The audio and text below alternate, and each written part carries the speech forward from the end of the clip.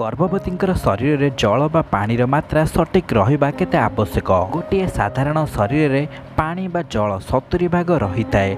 शरीर में पानीर मात्रा सठिक रहिबा द्वारा शरीर में भिन्न भिन्न समस्या जेपरी डिहाइड्रेट परी समस्या सम्मुखीन करने को पड़े नहीं। सेहीपरि गर्भधारण समय रे गर्भवती महिला शरीर में सठिक परिमाणर पानी रहिबा उभय माँ एवं शिशु पई उचित होता है। नचेत गर्भ नष्ट गर्भवतींकर शरीर में भिन्न भिन्न समस्या शिशुर स्वास्थ्य विकास रे बाधा एवं नॉर्मल डेलीवरी रे अनेक समस्या आसी थाए। तेणु गर्भधारण करिथिबा महिलांक पई आवश्यक परिमाणर पानी पीबा उभय माँ एवं पेटरे बढ़ुथिबा शिशु पई उचित होइथाए। गर्भवतींकर गर्भरे रहिथिबा आमनियोटिक फ्लूइड जेउथिरे शिशुर विकास होइथाए। एही फ्लूइड पानी एवं अन्य पोषक तत्वर मिश्रण होइथाए।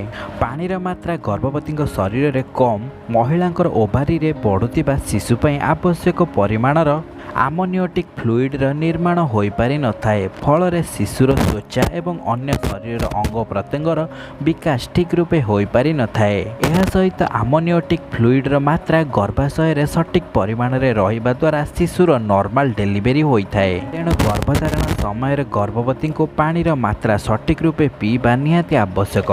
गर्भवती को नियमित प्रत्येक दिन 2 ରୁ 3 लिटर पानी पीबा उचित होइथाए।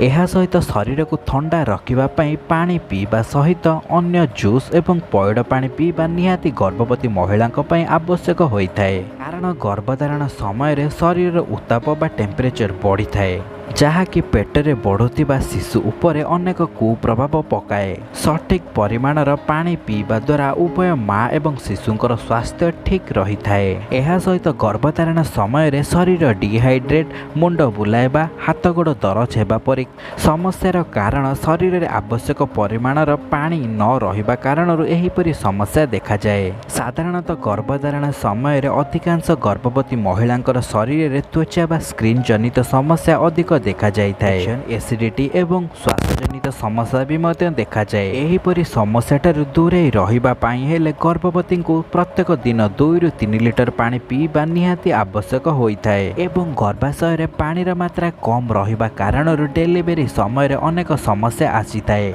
जहाँ फल शिशु प्री मेच्योर बा समय थिबा पूर्व शिशु को सिजरिन द्वारा जन्म करा जाई थाए। तेणु गर्भरे सठिक परिमाणर पानी रहिबा निहाती आवश्यक भी होइथाए। अधिकरू अधिक पानी पीबा गर्भवती गर्भरे बढ़ुथिबा शिशु एवं निजर स्वास्थ्य पई भल होइथाए। एहिपरि हेल्थ रिलेटेड इनफॉरमेशन आगो को देखिबा पई हेले चैनल को सब्सक्राइब करी चैनल सहित जोड़ी होई रुहंतु।